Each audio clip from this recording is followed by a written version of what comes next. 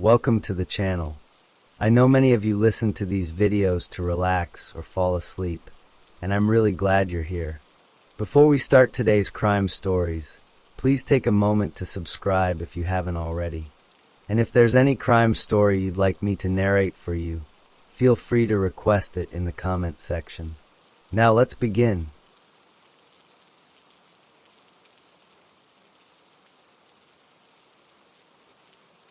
Story 1. Andrea Pia Kennedy was born on July 3, 1964, in Houston, Texas. She was the youngest of 5 children.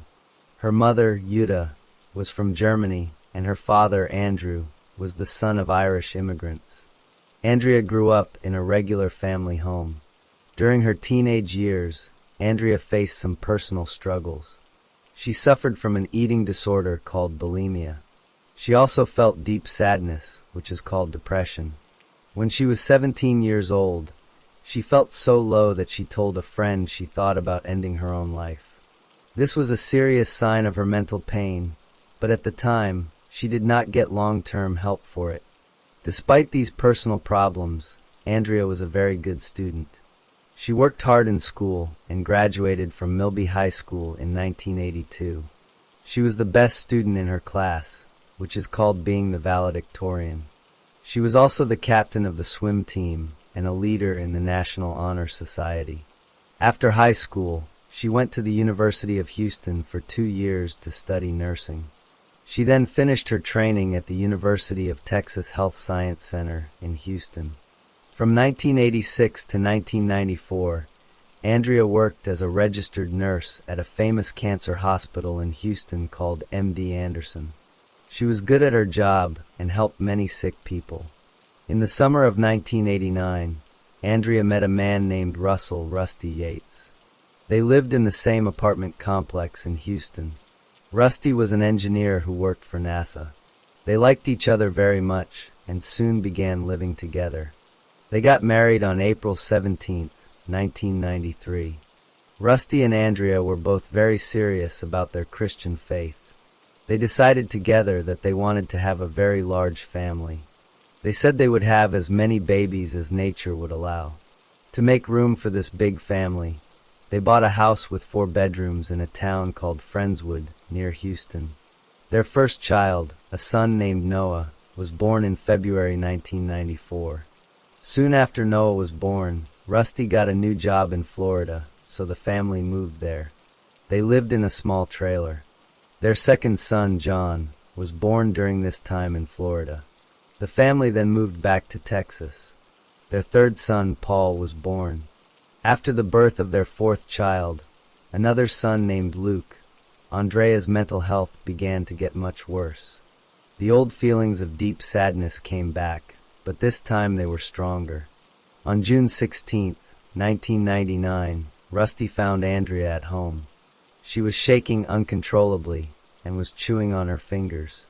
She was very distressed. The very next day, she tried to kill herself by taking too many pills. This was a serious emergency. She had to go to a hospital.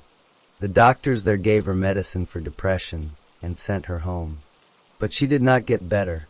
Soon after coming home, Andrea picked up a knife and held it to her own neck. She begged Rusty to let her die. She was taken to the hospital again. This time, the doctors gave her a very strong drug called Haldol. Haldol is used to treat psychosis, which is when a person cannot tell what is real from what is not real. The drug seemed to help her a lot, and she was sent home with a prescription for it. After this scary time, Rusty moved the family to a smaller house. He thought a smaller, simpler place would be easier for Andrea to manage. For a little while, she seemed to be doing better. In July 1999, just a month later, Andrea had a complete breakdown. Her mental state collapsed completely. She tried to kill herself 2 more times and had to go back to the psychiatric hospital twice that summer. It was during this time that doctors gave her a specific diagnosis: postpartum psychosis. This is a very rare and severe mental illness that can happen to some women after they have a baby. It can make them lose touch with reality. Andrea's doctor at this time was a woman named Dr. Eileen Starbranch. Dr. Starbranch saw how sick Andrea was. She told both Andrea and Rusty very clearly that Andrea should not have any more children. The doctor warned that having another baby would guarantee that Andrea would become severely psychotic again. Despite this warning, Andrea became pregnant with her fifth child only about 7 weeks after she left the hospital. She stopped taking her strong medicine, Haldol, in March 2000. In November 2000, she gave birth to a daughter, Mary, the only girl in the family. For a few months after Mary was born, Andrea seemed to be managing her life. But then on March 12, 2001, her father died. This loss was a huge shock to her. After her father's death, Andrea got much worse very quickly. She stopped taking her medication again. She began to hurt herself. She started reading the Bible all the time, for hours and hours, and stopped eating. She even stopped feeding baby Mary. She became unable to take care of herself or her children. She was so sick that she had to go back to the hospital on April 1st, 2001. This time, she was under the care of a new doctor, Dr. Muhammad Saeed. He treated her and sent her home after a short time. But less than a month later, on May 3rd, 2001, her condition got very bad again. She became almost like a statue, unable to move or speak, which is called being catatonic. That same day, she filled the bathtub with water. Later, she would tell police that on that day, she had thought about drowning her children. She planned to do it, but then she decided not to. The next day, May 4th, she had a scheduled visit with Dr. Saeed. He saw how sick she was and had her put back in the hospital. Because she had filled the tub, he and others believed she had planned to drown herself. Andrea stayed in the hospital for about 10 days. Insurance rules meant she could not stay longer. She was sent home on May 14th, 2001, still very ill. She was taking medicine, but she was not well. Her husband, Rusty, had been told by Dr. Saeed that Andrea needed to be watched by another adult at all times. She should never be left alone with the children. But in the weeks after she came home, Rusty began leaving her alone with the kids for short periods. He thought it might help her feel more independent. His mother, Dora Yates, usually came over to help, but on the morning of June 20th, 2001, she was scheduled to arrive at 9 a.m., an hour after Rusty left for work. This is the situation just before the events of that day. On the morning of June 20th, 2001, Rusty Yates left their home in Clear Lake City, Texas, to go to work. It was about 8:50 a.m. His mother, Dora, was supposed to arrive at 9 a.m. to watch over Andrea and the children. This left a gap of about 10 minutes where Andrea was completely alone with her 5 children in the house. The children were Noah, who was 7 years old, John, who was 5, Paul, who was 3, Luke, who was 2, and Mary, who was 6 months old. Andrea later explained her thinking on that morning. She said she believed she was a bad mother. She had been having terrible thoughts that were not based in reality. She thought that her children were not developing correctly. She also believed that they were doomed to go to hell. In her mind, the only way to save them from this fate was to kill them. She thought that if they died while they were still young and innocent, they would go to heaven. She believed she had to carry out this act. As soon as Rusty left, Andrea went into the bathroom and filled the bathtub with water. This was the same thing she had done weeks earlier, on May 3rd. But this time, she did not stop herself. She first called her youngest son, Paul, who was 3. She took him into the bathroom and drowned him in the water of the bathtub. She then laid his wet body on the bed in the master bedroom. Next, she called her 2-year-old son, Luke. She took him into the bathroom and drowned him in the same water. She then took his body and laid it on the bed next to Paul. Then she called her 5-year-old son, John. She took him into the bathroom and drowned him. She laid his body on the bed with the other 2 boys. After drowning the 3 boys, she took her baby daughter, Mary, who was 6 months old. She drowned Mary in the bathtub. But this time, she did not immediately take her to the bed. She left the baby floating face down in the water while she went to look for her oldest son, Noah. Noah, who was 7, had not come when she called. He was the oldest and may have suspected something was wrong. Andrea found him in another part of the house. When she found him, Noah saw her and asked what was wrong with Mary. He then turned and tried to run away from his mother. Andrea chased him. She caught him and dragged him back to the bathroom. Noah fought back.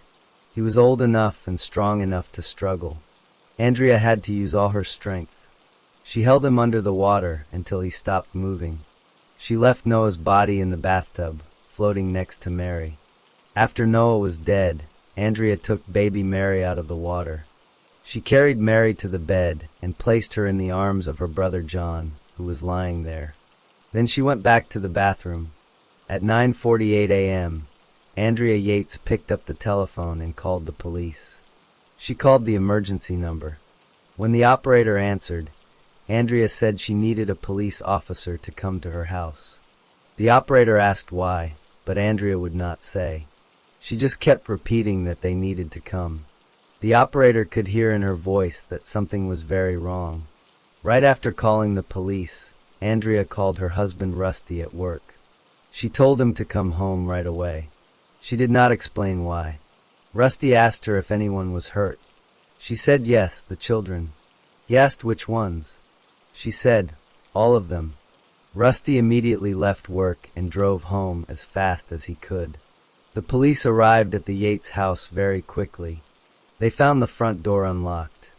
They went inside and found Andrea in a bedroom. She was calm and quiet. They asked her where the children were. She pointed to the bed.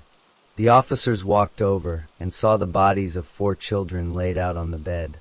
They were wet and not moving. A 5th officer then went into the bathroom and found the body of Noah still floating in the tub. The children were clearly dead. The police immediately took Andrea Yates into custody. She did not resist. At the police station, she gave a full confession. She explained to the officers exactly what she had done and in what order. She told them about her thoughts that she was saving her children from hell. She said she had planned it, and she had waited for Rusty to leave because she knew he would try to stop her. The news of what happened spread quickly. Rusty Yates arrived home to a scene of police cars and ambulances. He was not allowed inside. Dora Yates, Rusty's mother, arrived just after the police. She had been only a few minutes late. She was met by officers who told her what had happened. Both of them were in a state of complete shock. At this point, no arrests had been made beyond taking Andrea into custody. The investigation into the crime scene was just beginning. The police had a confession and 5 victims. The next steps would be to build a legal case and determine what would happen to Andrea Yates. After Andrea Yates confessed to the police, she was formally charged with capital murder. This is a very serious charge that can sometimes lead to the death penalty. She was held in jail without the possibility of release on bail. The case immediately became a major news story across the United States. The first trial began in February 2002. Andrea Yates pleaded not guilty by reason of insanity. This means her lawyers argued that she was so mentally ill at the time of the crime that she could not understand that what she was doing was wrong. The prosecutor, Chuck Rosenthal, asked the jury to sentence her to death. During the trial, many doctors gave their opinions. Doctors for the defense said Andrea was severely psychotic and did not know right from wrong. Doctors for the prosecution agreed she was mentally ill, but they argued she still knew that killing her children was illegal. A key witness for the prosecution was a famous psychiatrist named Dr. Park Dietz. He told the jury that shortly before the murders, an episode of a popular TV show called Law and Order had aired.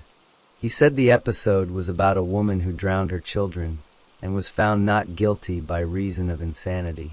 He suggested Andrea might have gotten the idea from this show. The jury believed the prosecution's argument. On March 12, 2002, they found Andrea Yates guilty of murder. However, They refused to sentence her to death. Instead, the judge sentenced her to life in prison. This meant she would have to serve at least 40 years before she could be considered for release. For almost 3 years, Andrea Yates lived in a prison, but her lawyers continued to work on her case. They discovered a major problem with the first trial. A reporter named Suzanne O'Malley, who had been covering the case, did some research. She knew the TV show Law and Order very well. She found that no episode like the one Dr. Park Dietz described had ever been made. His testimony was completely false. Andrea's lawyers used this to appeal the case. On January 6, 2005, a higher court in Texas agreed with them. The court said that Dr. Dietz's false testimony might have influenced the jury. They threw out the guilty verdict and ordered a brand new trial. Before the second trial, Andrea's lawyers rejected a deal from the prosecution. The deal would have sent her to prison for 35 years, but they wanted to prove she was insane. In February 2006, a judge allowed Andrea to be released from jail on bail. This was highly unusual for a murder case. She was sent to a state mental hospital to receive treatment while waiting for her new trial. The second trial began in July 2006. The facts of the crime were not in question. Everyone knew Andrea had drowned her children. The only question was her mental state at the time. This time, even the psychiatrists hired by the prosecution agreed that Andrea was severely mentally ill with psychosis. They agreed she truly believed she was saving her children from hell. On July 26, 2006, after listening to all the evidence, the jury went to deliberate. They talked for 3 days. Finally, they came back with a verdict. They found Andrea Yates not guilty by reason of insanity. Because of this verdict, Andrea was not sent to prison. Instead, she was sent by the court to live in a high-security state mental hospital in Vernon, Texas, called North Texas State Hospital. The goal was not punishment, but treatment.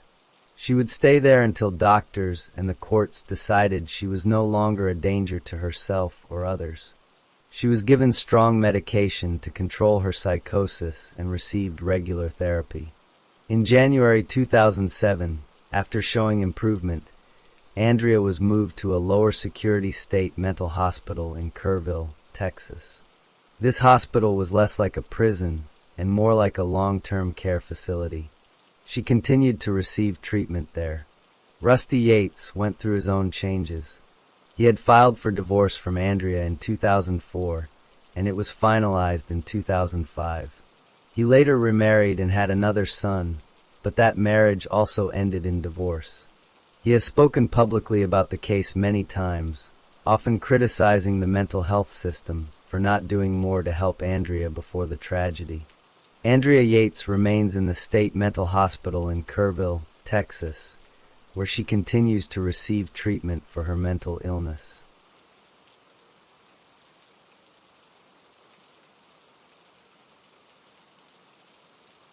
Story 2.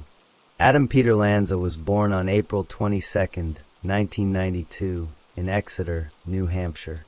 His father was Peter Lanza, and his mother was Nancy Lanza. He had one older brother, whose name was Ryan. From a very young age, Adam was different from other children. He did not begin to speak until he was 3 years old. Doctors who evaluated him found that he had significant delays in learning how to socialize with others. He also had trouble making himself understood when he did try to talk. When he was in preschool, doctors diagnosed him with a condition called sensory processing disorder. This meant that normal things like bright lights, loud sounds, or being touched could feel very painful or overwhelming to him. By the time he was 5 years old, Adam began to show signs of obsessive-compulsive disorder, or OCD. For example, he would wash his hands many times, far more than was normal. He also needed his daily routine to be exactly the same every day. If something changed, he would become very upset. Adam attended Sandy Hook Elementary School in Newtown, Connecticut, for 4.5 years. His mother, Nancy, stayed at home to take care of him and his brother after Adam was born. Teachers at the school noticed that Adam was very smart, but he struggled to connect with other children. From preschool onward, he had a special plan at school called an individualized education program to help him with his speech and his social skills. Adam's problems became much worse after he finished 4th grade. He moved to Newtown Middle School in 2004. In middle school, students had to change classrooms for different subjects and walk through noisy hallways between classes. For Adam, this was too much. The noise and the movement caused him intense anxiety. His mother told friends that he became so upset that she had to take him to the emergency room at a local hospital. Because the public middle school was too difficult for him, Nancy moved Adam to a smaller parochial school called St. Rose of Lima. He started there late in the school year and left in June 2005. But the smaller school did not solve his problems. By the time he was in 8th grade, his anxiety was so severe that he could not attend school at all. He was placed on what is called homebound status. This meant teachers came to his house to instruct him, instead of him going to a classroom. When he was 13, a psychiatrist named Paul Fox diagnosed Adam with Asperger's syndrome. Asperger's is a form of autism that can make it very hard for a person to understand social situations and connect with other people. At age 14, his parents took him to the Yale Child Study Center for more help. There, doctors confirmed he had Asperger's, OCD, and also anxiety and depression. They recommended that he receive intensive therapy and take medication for his anxiety and OCD. A doctor at Yale prescribed an antidepressant called Celexa. Adam took the medication for only 3 days. He had a very bad reaction to it, becoming dizzy, confused, and unable to think clearly. After that, he never took any psychiatric medication again. His mother, Nancy, decided not to follow the Yale doctor's recommendation for ongoing therapy and support. Adam briefly attended Newtown High School. He was a good student and was named to the honor roll in 2007. But he remained very isolated. Other students and teachers described him as smart, but nervous and fidgety. He did not have any close friends.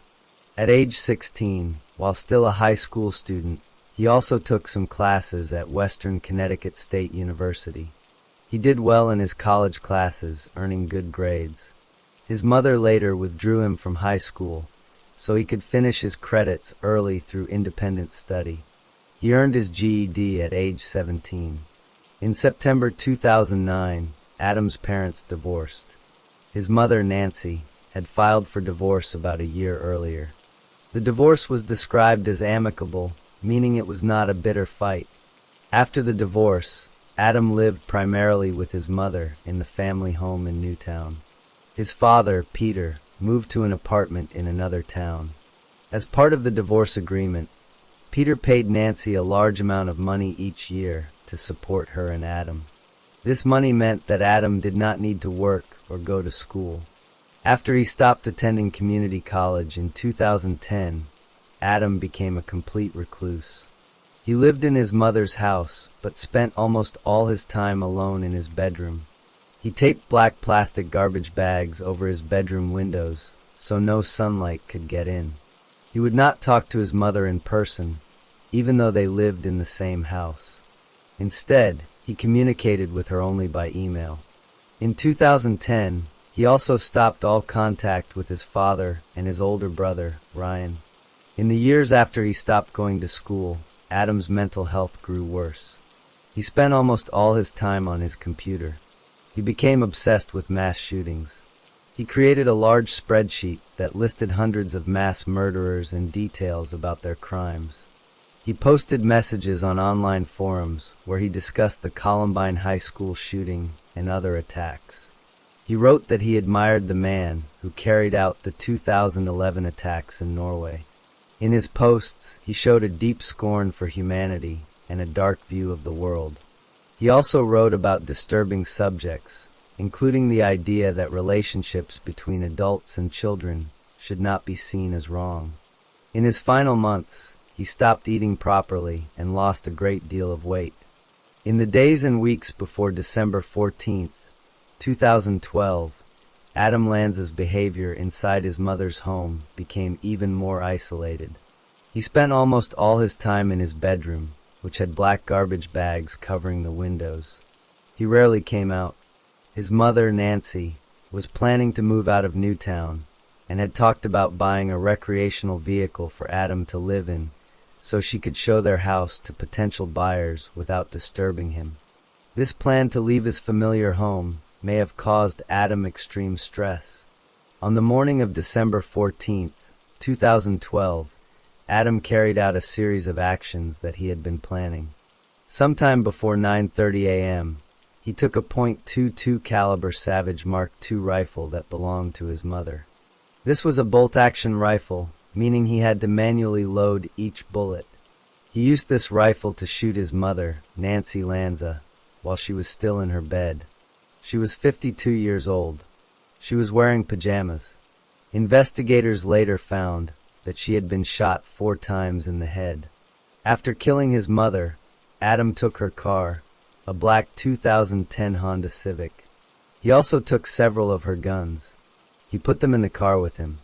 The guns included a Bushmaster XM15 E2S semi-automatic rifle. This is a type of rifle that looks like a military weapon. It fires .223 caliber bullets and can shoot many rounds quickly. He also took 2 semi-automatic pistols, a 10mm Glock 20 SF and a 9mm SIG Sauer P226. In the car, he also placed a 12-gauge Izmash Saiga 12 semi-automatic shotgun, but he did not take this into the school with him. He brought many magazines for the rifles and pistols.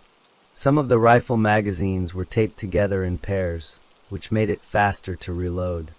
Adam then drove to Sandy Hook Elementary School in Newtown. The school was about 5 miles from his home. He arrived at the school shortly after 9:30 a.m. The school day had already begun, and the front doors were locked, as was the normal procedure. Adam did not try to enter through the main doors. Instead, he used his mother's Bushmaster rifle to shoot through a large glass window that was next to the locked front entrance. He shot his way through the glass and climbed into the school building. He was wearing black clothing, a black hat, an olive green utility vest, and yellow earplugs. He was also wearing sunglasses. He was not wearing body armor, as some first reports later claimed. Once inside the school, Adam immediately began walking through the hallway. The school's morning announcements were being made over the intercom system at that time. Because of this, many people in the school could hear the first shots as they happened. The school principal, Dawn Hochsprung, and the school psychologist, Mary Sherlack, were in a meeting with other staff members in a conference room near the front office. They heard what sounded like shots, but did not know what the noise was at first. They left the meeting room to go into the hallway and investigate. A lead teacher named Natalie Hammond went with them. As soon as they entered the hallway, they saw Adam Lanza. A staff member who stayed in the room heard the 3 women yell out to warn others. Adam immediately shot and killed Dawn Hochsprung and Mary Sherlack. He shot Natalie Hammond in the leg. She fell to the floor and then crawled back to the conference room to hide. Adam did not follow her into the room. Adam then continued down the hallway. He passed by the main office. Inside the office, the school nurse and the secretary were hiding. Adam opened the office door and stood there for a few seconds. He looked inside but did not see them hiding. He then turned and left. He also passed by other classrooms. One teacher was closing her classroom door when a bullet hit her foot, but Adam did not try to enter her room. He walked past the first classroom on the left, which was room 12, the classroom of teacher Caitlin Roig. She had already hidden all her students in a small bathroom and had covered the window on her door. Adam may have thought this room was empty because the window was covered, and he did not try to open the door. Adam's main target was 2 first-grade classrooms that were next to each other near the front of the school, Room 8 and Room 10. He first entered Room 8. This was the classroom of a substitute teacher named Lauren Rousseau. Also in the room was a behavioral therapist named Rachel Davino, who was working with a special needs student.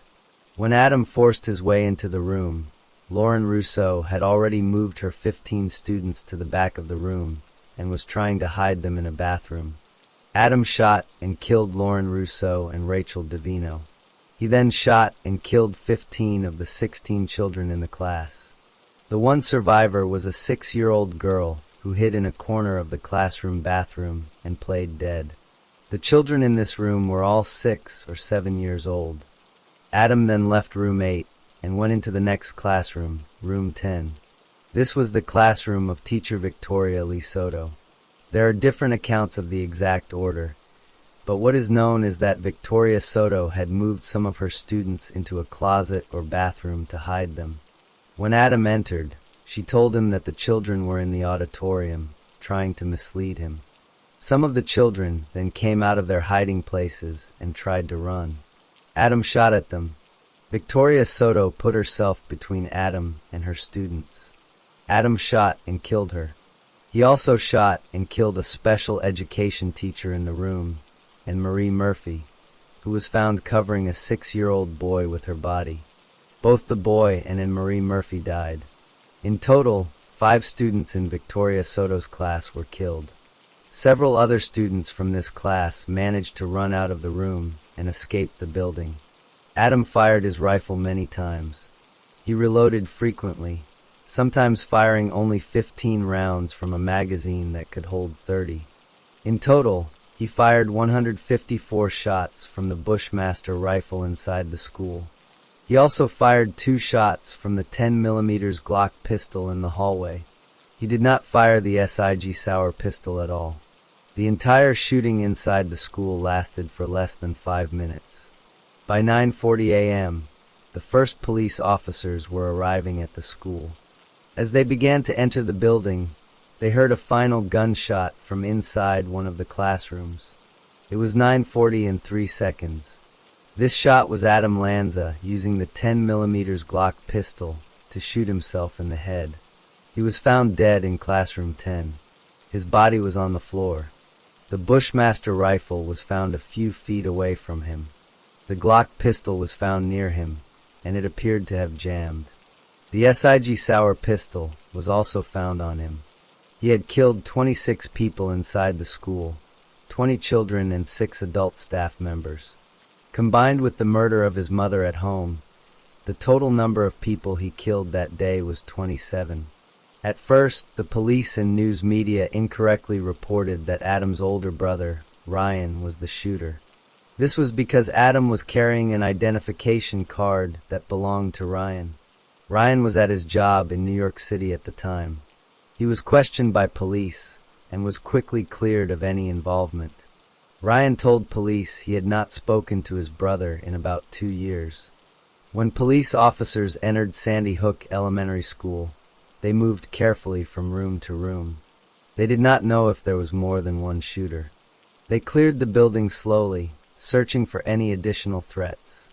In the classrooms, they found the victims. In classroom 10, they found Adam Lanza's body on the floor. He had died from a gunshot wound to his head. The police secured the scene and began the process of documenting everything they saw. As news of the shooting spread, investigators also went to the Lanza home on Yogananda Street in Newtown. There, they found the body of Nancy Lanza in her bed. She had been shot 4 times in the head. The .22 caliber Savage Mark II rifle that Adam had used to kill her was found nearby. Inside the home, investigators also found a large gun safe containing more firearms and over 1,400 rounds of ammunition. They also found 3 samurai swords and other items. One of the biggest challenges for investigators was Adam Lanza's computer. Before leaving for the school, Adam had removed the hard drive from his computer and intentionally damaged it with a hammer or a screwdriver. This made it very difficult for experts to recover any data from it. Despite their efforts, they were never able to fully restore the information from that damaged hard drive. However, They did find other computers and storage devices in the home that contained important evidence. On these other devices, investigators found a massive amount of information about Adam's obsession with mass murder. They discovered a large spreadsheet that was 7 feet wide and 4 feet long. It listed hundreds of mass murderers and details about their crimes, dating back to the 1700s. The spreadsheet had 17 different categories of information, including what weapons were used, how many people were killed, and what happened to the shooter. Investigators believed Adam had spent years creating this document. They also found videos and images related to past school shootings, including the Columbine High School massacre. They found 2 pictures that Adam had taken of himself pointing a gun at his own head. Investigators also looked into Adam's online activity. They found posts he had made on internet forums using the username Smiggles. In these posts, he discussed mass shootings and expressed admiration for the man who carried out the 2011 attacks in Norway. He also wrote about disturbing subjects, including his belief that relationships between adults and children should not be seen as wrong. Other users on one forum had accused him of having inappropriate interests because of these posts. The medical examiner performed autopsies on all the victims, including Adam Lanza. The autopsies showed that the 20 children had been shot multiple times with the Bushmaster rifle. The injuries were described as devastating. The 6 adults at the school had also been killed with the same rifle. The autopsy on Adam Lanza showed that he died from a single gunshot to the head from the Glock pistol. Toxicology tests were performed to see if he had any drugs or alcohol in his system at the time of the shooting. The results, released in October 2013, showed that there were no drugs or alcohol in his body. For months, investigators continued to piece together the evidence. They interviewed people who had known Adam, including family members, former teachers, and the few people who had interacted with him online. They tried to understand why he had done what he did. On November 25, 2013, the Connecticut State Attorney's Office released its final report on the shooting. The report concluded that Adam Lanza had acted alone and had planned his actions carefully. However, the report stated that there was no clear indication of why he did it or why he targeted Sandy Hook Elementary School. The report noted his significant mental health issues and his obsession with mass murder, but said that a specific motive might never be known. A second major report was released in November 2014 by the Office of the Child Advocate in Connecticut. This report looked closely at Adam's life and his history of mental health problems. It concluded that he had suffered from a cascade of events that led to his deteriorating condition. These included his complete isolation from the world, his worsening OCD and anxiety, his obsession with mass shootings, and his severe weight loss. The report noted that at the time of his death, Adam was 6 feet tall, but weighed only 112 pounds. Medical experts believed he was suffering from malnutrition, which may have caused brain damage. The report also criticized the lack of mental health treatment Adam received after 2006, stating that the recommendations from the Yale Child Study Center had gone largely unheeded.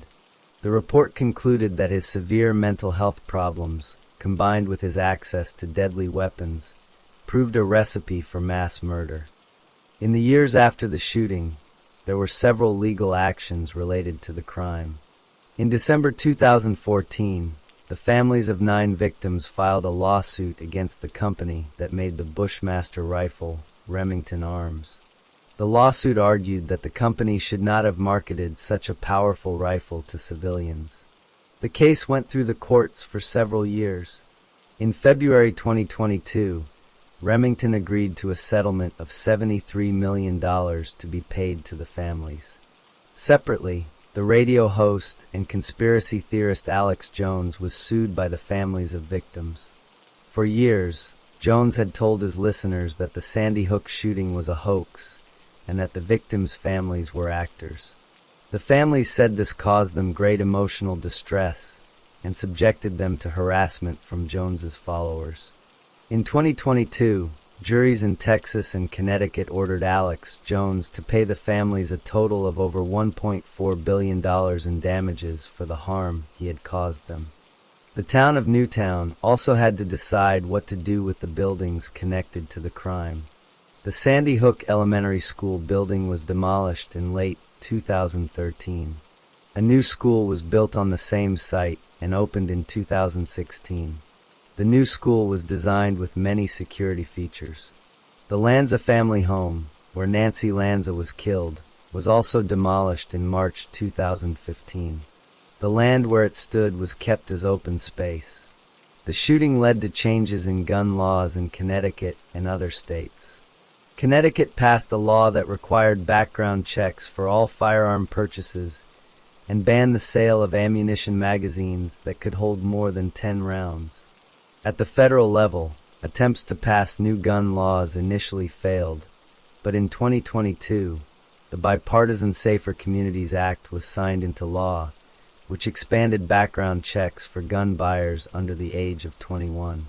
The victims' families also started organizations to try to prevent future tragedies. Sandy Hook Promise was created to train students and teachers to recognize the warning signs of potential violence. Other groups focused on school safety and mental health support for young people. A permanent memorial to the 26 victims was constructed near the site of the school. It opened to the public in November 2022, 10 years after the shooting. The memorial features a stone basin with the names of the victims carved into it, with a young sycamore tree at its center. The story of December 14, 2012, remains the deadliest mass shooting at an elementary school in American history.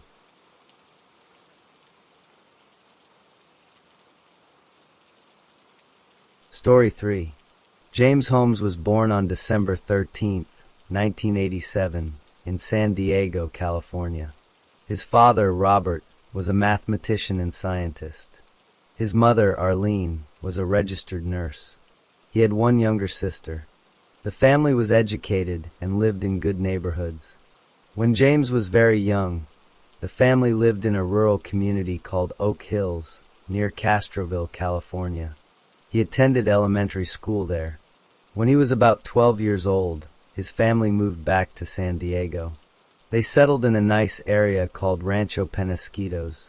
It was around this time that James began to have a harder time socially. He had trouble making friends and fitting in. The Holmes family was religious. They attended the Penasquitos Lutheran Church regularly. James went to Westview High School and graduated in 2006. While in high school, he was active in sports, playing soccer and running on the cross-country team. Even as a child, James had some unusual experiences. He later told doctors that he was afraid of things he called nail ghosts. He said these were figures that would hammer on the walls at night. When he was just 11 years old, he tried to harm himself.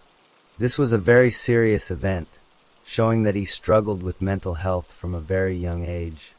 Despite these problems, he did well in his classes.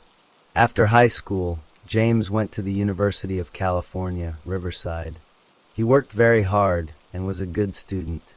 He studied neuroscience, which is the study of the brain and the nervous system. He graduated in 2010 with highest honors.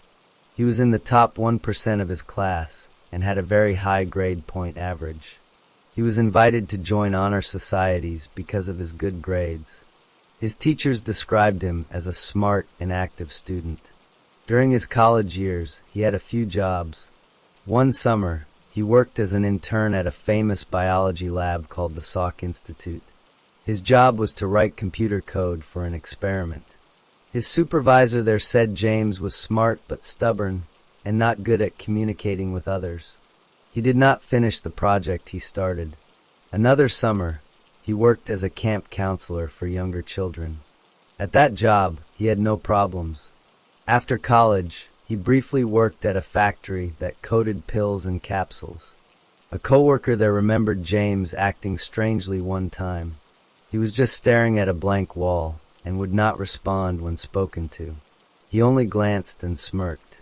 In June 2011, James moved to Aurora, Colorado.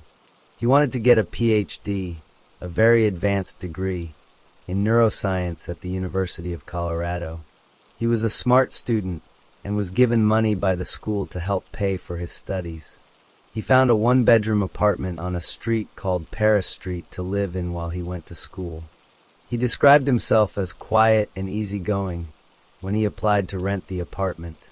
In his classes, James met a woman, and they began dating in October 2011. They were together for a few months. She noticed that James often made strange jokes that made people uncomfortable. He also told her once that he had thoughts about killing people. She did not think he was serious, but she suggested he get help. Their relationship had problems and they broke up, got back together, and then broke up again for good in February 2012. Later, James told a doctor that this breakup made his depression much worse. As he continued his graduate studies, James began to have more mental health struggles. He saw things at the edges of his vision, like shadows that would fight each other with weapons. In early 2012, he went to the student health clinic for help. He saw a psychiatrist named Dr. Lynn Fenton several times over a few months. Dr. Fenton became very worried about him. He told her about his violent thoughts. He was thinking about killing a lot of people. Dr. Fenton tried to get him to accept treatment, but he refused. She was so concerned that she told other people at the university about him. She even called his mother to ask about his past. His mother told her he always had trouble with social situations. James's schoolwork also started to suffer. In the spring of 2012, he did poorly on a very important exam. A few days after failing that exam in early June, James decided to drop out of the university. He did not give anyone a reason why.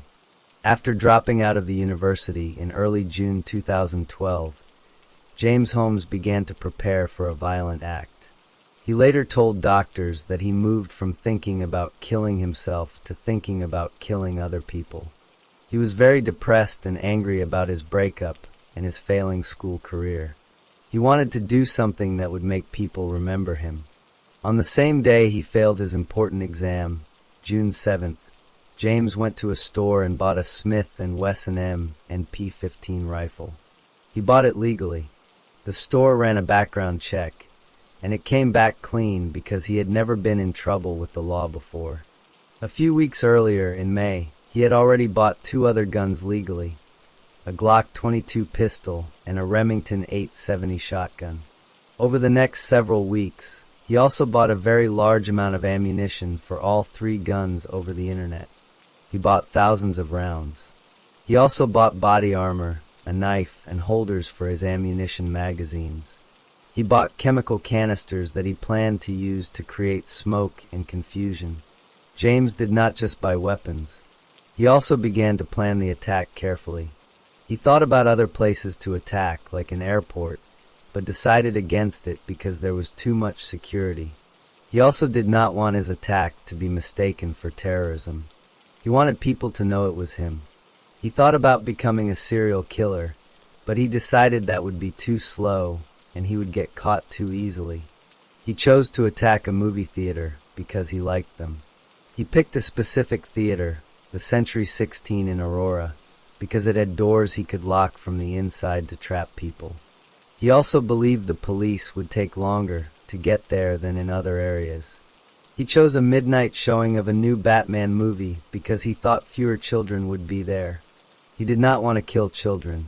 In the weeks before the attack, James also prepared his apartment. He turned it into a trap.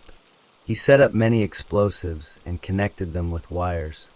He put jars filled with flammable liquids around the apartment. He set up a radio that would play loud music. His plan was that if police came into his apartment after the shooting, the music would trigger the explosives and hurt them or destroy evidence. About a month before the shooting, James tried to join a gun club. The owner of the club thought his voicemail message was very strange and creepy. James never showed up at the club. A few weeks before the shooting, he sent a text message to another student. He asked the student if he had heard of a mental condition called dysphoric mania. He also told the student to stay away from him because he was bad news.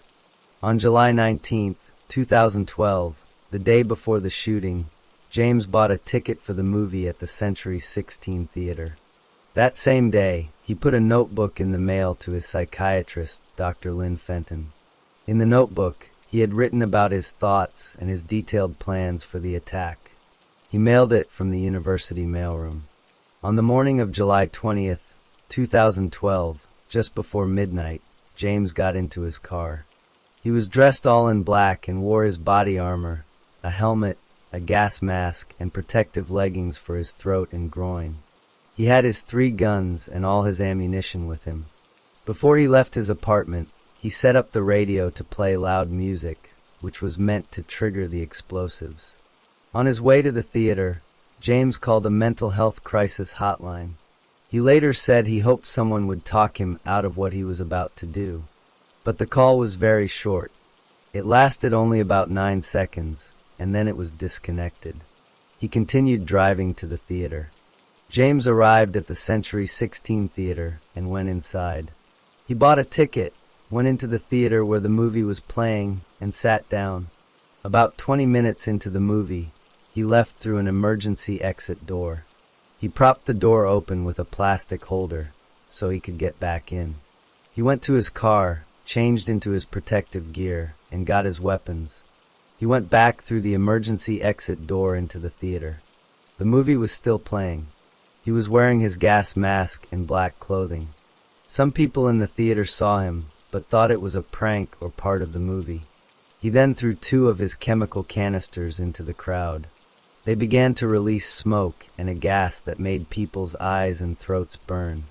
As people started to cough and try to leave, James began to shoot. He fired his shotgun first, then his rifle, and then his pistol. He fired many rounds into the crowded theater. People screamed and tried to run for the exits. Some people were hit as they tried to flee. Others were hit while they were hiding behind seats. The shooting lasted for several minutes. James fired his weapons over and over until they were empty or jammed. When the shooting stopped, 12 people were dead. Many others were wounded. Some were shot. Others were hurt by the chemical gas or were injured while trying to escape. In total, 70 people were injured by the gunfire, the gas, or in the panic. After he stopped shooting, James walked out of the theater through the same emergency exit door. He went back to his car, which was parked right behind the theater. He took off some of his gear and placed his guns on top of the car. He stood there waiting. When the first police officers arrived at the scene, they saw James standing by his car. They did not know yet that he was the shooter. They approached him with their guns drawn. James did not resist. He put his hands up and was arrested immediately. He was calm and seemed detached from what had just happened. While sitting in the back of the police car, he began to watch the chaos at the theater with interest. The police quickly learned that James was the shooter. They also found out from him that his apartment was full of explosives. Police evacuated the buildings near his apartment. The next day, a bomb squad went into his apartment and safely removed all the explosives.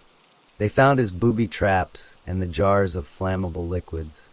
The apartment was set up to cause a lot of damage if anyone had entered. James was taken to jail. He was kept in a special cell where he could be watched closely because the police were worried he might try to hurt himself. Shortly after being in jail, he did try to harm himself a few times. This led to him being hospitalized for a period. After his arrest, James Holmes was held in the Arapahoe County Detention Center. He was kept in isolation, which means he was alone in a cell away from other prisoners. This is common for people accused of high-profile crimes to keep them safe. He was also placed on suicide watch because he had tried to harm himself shortly after being jailed. He made several attempts to kill himself while waiting for his case to move forward. The legal process began very quickly.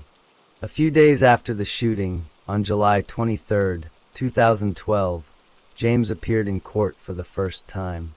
He looked confused and dazed. He did not speak and did not look at the judge. The judge told him the charges against him. Because the crimes were so serious, he was held without bail. A public defender was appointed to be his lawyer. Over the next several months, the prosecutors added more and more charges.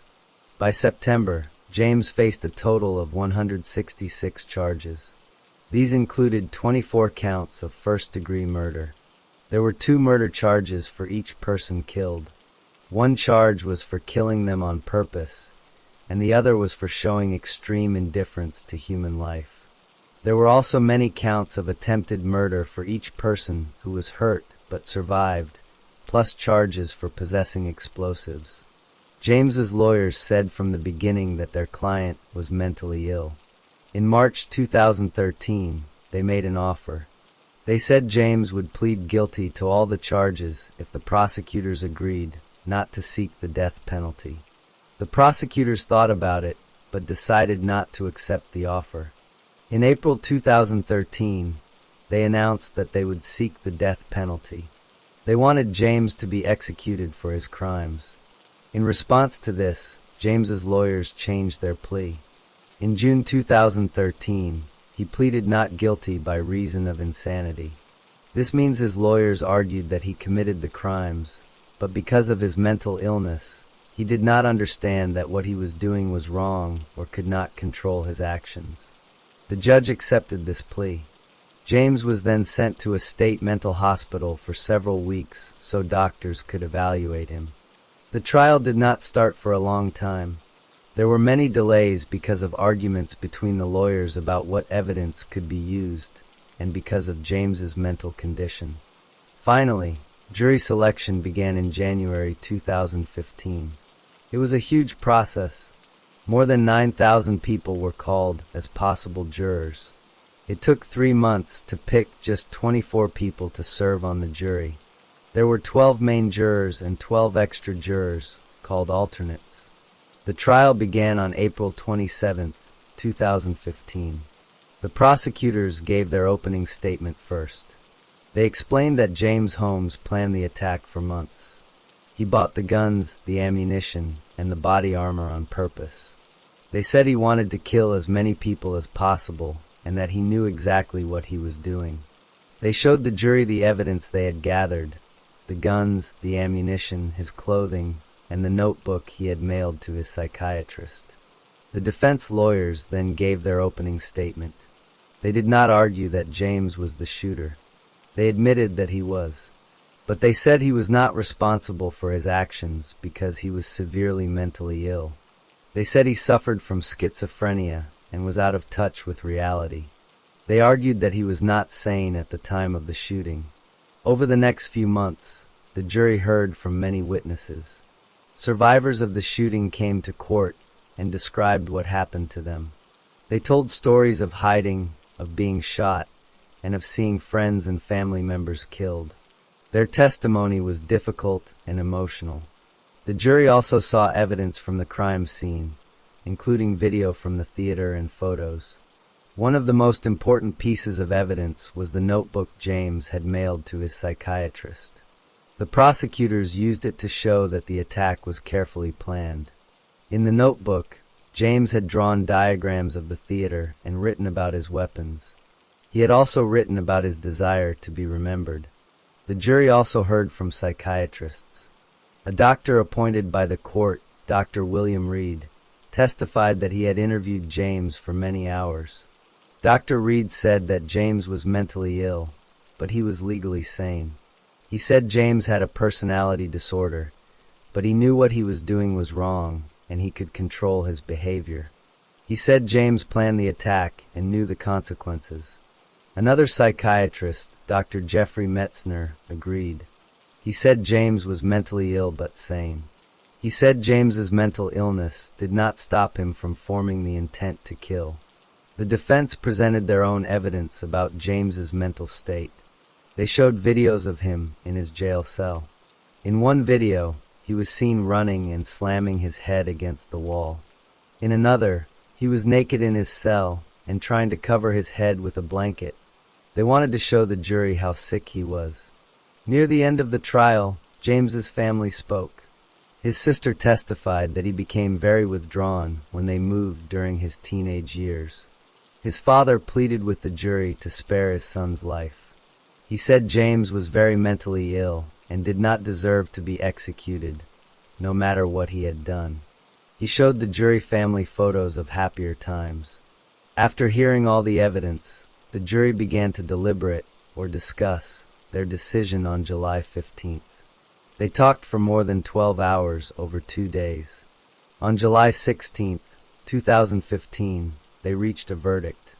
They found James Holmes guilty on all counts. He was guilty of 24 counts of first-degree murder and 140 counts of attempted murder, plus the explosives charge. The trial then moved to a second phase. Now the jury had to decide his punishment, life in prison or the death penalty. The lawyers presented more arguments. The prosecutors talked about the cruelty of the crime and the number of victims. The defense talked about his mental illness as a reason to show mercy. The jury had to agree unanimously to give the death penalty. If even one juror disagreed, the sentence would be life in prison without parole. The jury discussed the punishment for about 6 days. On August 7th, 2015, they announced they could not reach a unanimous decision. One juror was firmly against the death penalty because of James's mental health issues. 2 other jurors were also unsure. Because they could not all agree, the death penalty was taken off the table. The judge then sentenced James Holmes to life in prison. A few weeks later, on August 26, 2015, the judge held a formal sentencing hearing. He sentenced James to 12 consecutive life sentences for the murder charges. This means he would have to serve one life sentence after another, with no chance of ever getting out. The judge also added more time for the attempted murder and explosives charges. He added 3,318 more years to the sentence. The judge made it very clear that James Holmes would never be free again. He said it was the court's intention that he never set foot in free society for the rest of his life. In December 2015, the judge also ordered James to pay almost $1 million in restitution to the victims and to a state fund that helps crime victims. This money is meant to help pay for their losses and their medical costs. After the trial, James Holmes was sent to a state prison in Colorado. But in October 2015, another inmate attacked him. The inmate got into his cell area and hit him twice before guards stopped the attack. After this, James was moved out of Colorado for his own safety. He was transferred to a high-security federal prison in Pennsylvania called USP Allenwood. He remains there today, serving his many life sentences. He will likely spend the rest of his life in federal prison, far from the state where he committed his crimes.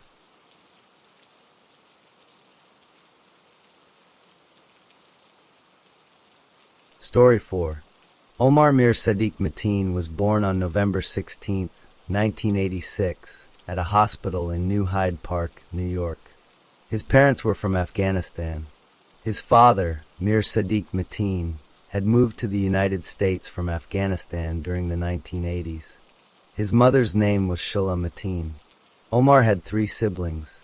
For the first few years of his life, the family lived in New York. In 1991, when Omar was about 4 or 5 years old, his family moved south to Florida. They settled in a city called Port St. Lucie on the Atlantic coast. People who knew the family later described them as average, moderate Muslims living a typical American life. Omar began his schooling in St. Lucie County. He attended Mariposa Elementary School. Even as a young child in the 3rd grade, his teachers noticed problems with his behavior. One of his teachers wrote a report describing him as very active, constantly moving, and aggressive. She wrote that he was verbally abusive and rude to others. He would often put his hands on other children, and he talked a great deal about violence and sex. This was a clear sign very early on that he had trouble fitting in with other kids. As Omar got older and moved into middle school, the problems did not stop. By the time he was in the 7th grade, his behavior was causing him to struggle with his schoolwork. The school decided to move him to a separate class.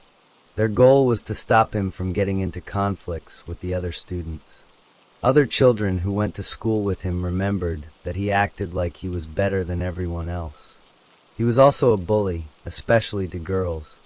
At the same time, some classmates remembered that other kids bullied Omar. They made fun of him for being overweight and for his Afghan background. His parents were told about his behavior, but they did not seem to take it seriously. His father, in particular, was known for being rude to female teachers and for ignoring complaints about his son. When Omar was in the 8th grade, in 1999, one of his teachers sent a letter to his father. The letter stated that Omar had an attitude problem and could not control himself. In the year 2000, Omar started high school at Martin County High School. He was 14 years old. On September 11, 2001, there was a major terrorist attack in the United States.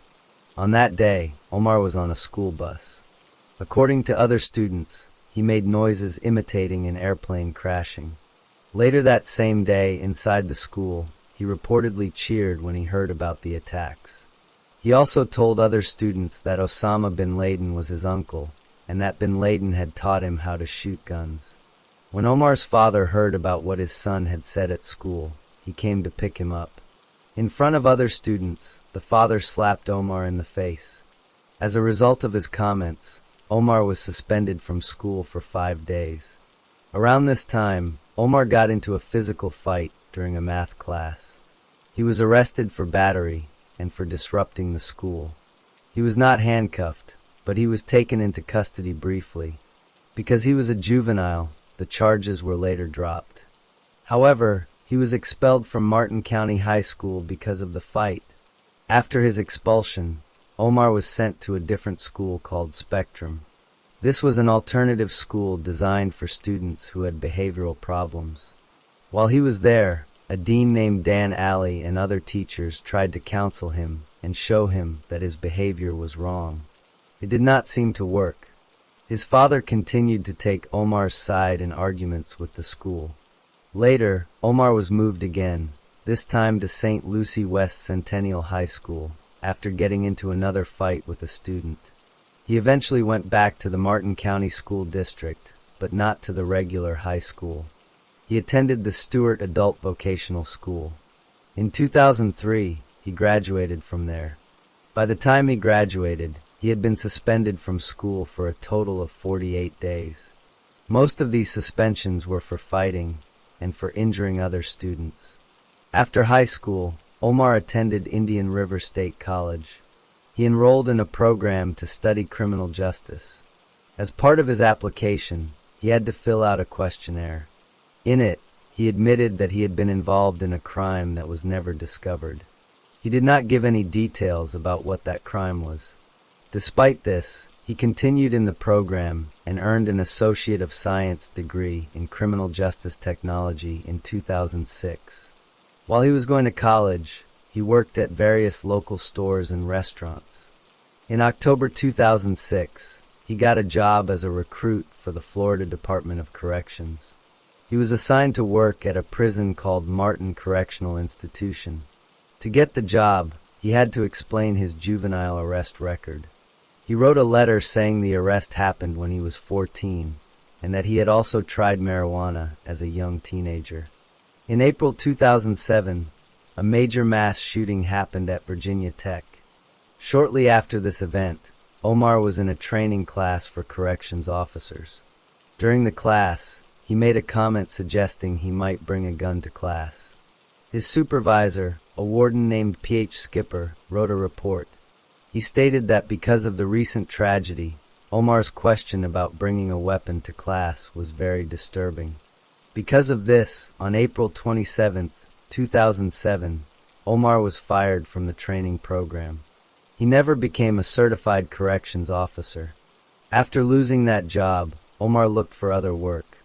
In September 2007, he was hired by a large British security company called G4S.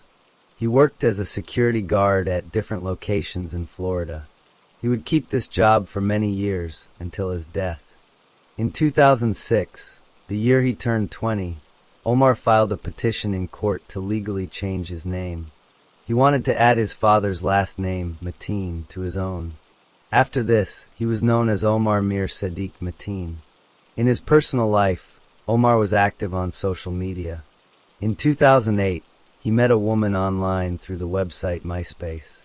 Her name was Sitora Yusufi, and she was from Uzbekistan. They began a relationship and were married in April 2009. The marriage did not last long. They separated after only 4 months. Their divorce was finalized in July 2011. After the separation, Sitora told people that Omar was mentally unstable and that he had been physically abusive to her during their short marriage.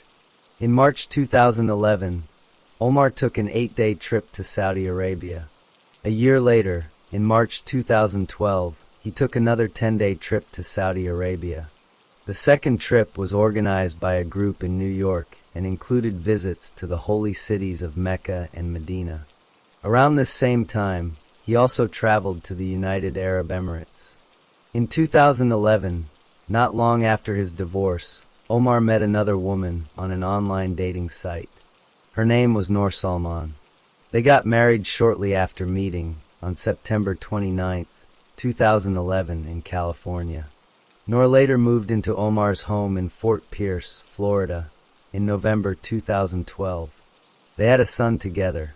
By December 2015, Noor had left Omar and moved back to California to be with her relatives, taking their son with her. At the time of his death, their son was 3 years old.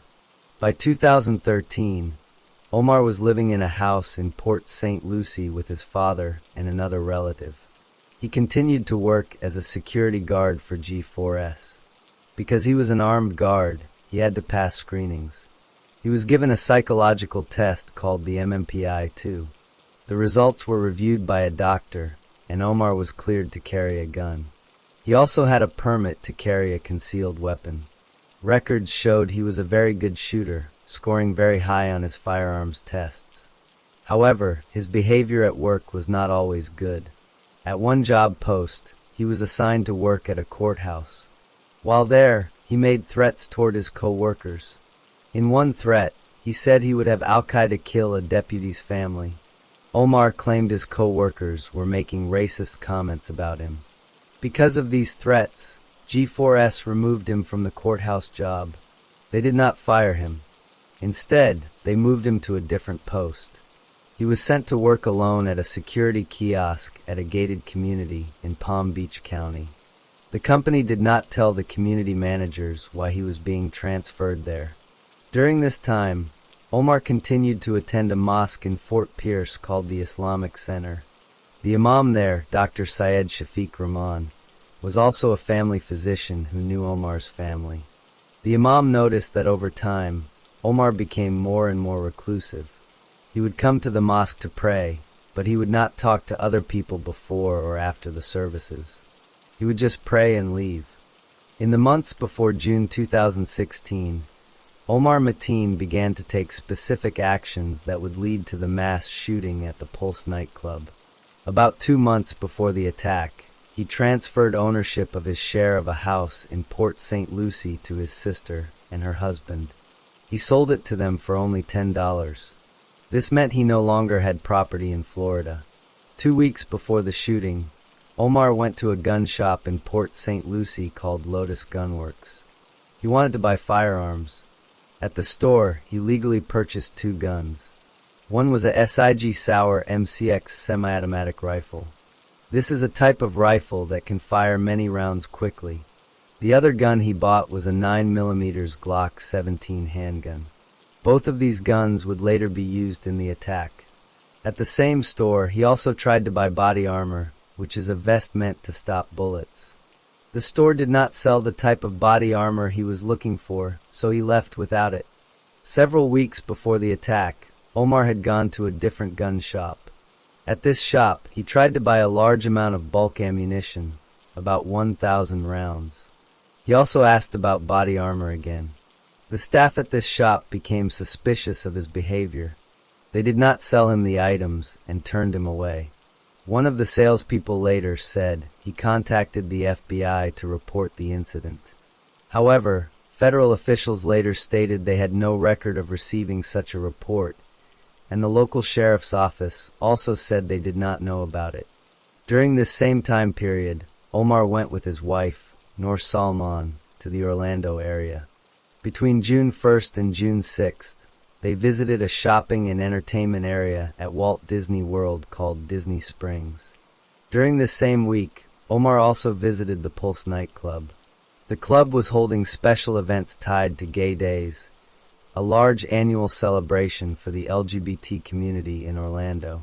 According to later reports, Noor Salman told the FBI that she drove Omar to the Pulse nightclub once so he could look at the location beforehand.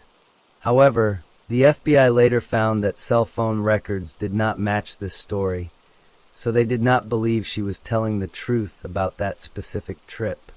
In the days just before the shooting, Omar continued his normal routines. 4 days before the attack, on June 8th, he went to a mosque in Kissimmee, Florida, with his wife and young son. He prayed there for about 10 minutes.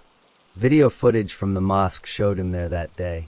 2 days before the shooting, on June 10th, he went to the Islamic Center in Fort Pierce with his father and his son. The imam there saw him and noted that he seemed quiet as usual. He prayed and left.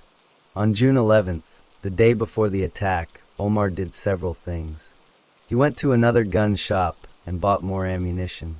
His wife, Noor, was with him during this shopping trip. While he bought the ammunition, she was elsewhere in the store buying a toy for their child. That same day, Omar gave Noor $1,000 in cash. He then allowed her to drive to California to visit her mother. She left Florida with their son. Later that evening, Omar used his phone to search online for information about nightclubs in Orlando. He also sent messages on his Facebook account. In one post, he wrote that the real Muslims will never accept the filthy ways of the West. He also wrote, "You kill innocent women and children by doing U.S. airstrikes. Now taste the Islamic State vengeance." In another post, he warned, "In the next few days you will see attacks from the Islamic State in the USA." In the very early morning of June 12, 2016, Omar Mateen drove from his home in Fort Pierce to Orlando. The drive was about 100 miles. He was carrying the SIG Sauer rifle and the Glock 9mm handgun he had bought. He arrived at the Pulse nightclub on South Orange Avenue. The club was crowded with hundreds of people, many of them from the Latin night that was being held. At approximately 2:02 a.m., Omar walked up to the entrance of the club. A police officer who was working a secondary job as a security guard at the club was outside. Omar began shooting. The officer exchanged fire with him. Omar then entered the club and continued shooting at the people inside. He moved through the main room and into the bathrooms. People tried to hide or escape. The shooting was fast and chaotic. At 2:22 a.m., about 20 minutes after he started shooting, Omar used his phone to call 911. During the call, he spoke to police operators. He pledged his allegiance to the leader of the Islamic State group, a man named Abu Bakr al-Baghdadi. He also mentioned the Tsarnaev brothers, who had carried out the Boston Marathon bombing in 2013. He talked about an acquaintance of his, Moner Abu Salha, an American who had died in a suicide bombing in Syria. Omar said the shooting was triggered by a U.S. airstrike in Iraq that had killed an Islamic State commander about 6 weeks earlier. He made 2 other 911 calls during the next few hours. He also called a local news station and told them he was the shooter and that he did it for the Islamic State. After the initial shooting, Omar retreated into a bathroom inside the club. He was holding a number of people hostage in there with him. Police officers from the Orlando Police Department arrived at the club. They set up a perimeter around the building. For For the next 3 hours, there was a standoff. Police negotiators tried to talk to Omar on the phone. During these talks, Omar was calm at times and angry at other times. He discussed his demands and his reasons for the attack. At around 5 a.m., police decided they could not wait any longer. They were worried the hostages were in immediate danger. A decision was made to breach the wall of the bathroom. Officers used an armored vehicle to knock a hole in the wall. As they did this, Omar came out of the bathroom and began shooting at the officers. The officers shot back. In the exchange of gunfire, Omar was hit multiple times. He was shot 8 times in the head, chest, stomach, and legs. He was killed at the scene. When police were finally able to enter the bathroom and the rest of the club, they found a terrible scene. Omar Mateen had killed 49 people. Another 53 people were wounded by gunfire or hurt while trying to escape.